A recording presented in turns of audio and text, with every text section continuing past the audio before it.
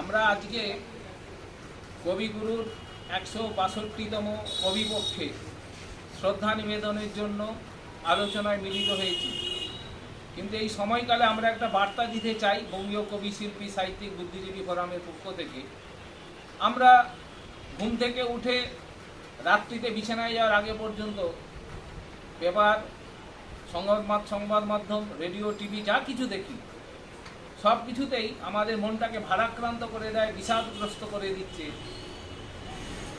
যে ও বন্দুক নিয়ে ছুটছে, সে তাকে গুলি করছে, ধর্ষণ হচ্ছে এবং অপরদিকে দ্রব্যমূল্য বৃদ্ধি চলছে।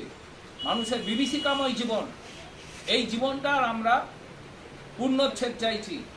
আমরা চাই রবি ঠাকুরের দেশে আমরা জন্মেছি বিবেকানন্দের দেশে, আমরা জন্মেছি বিদ্যাসাগরের দেশে।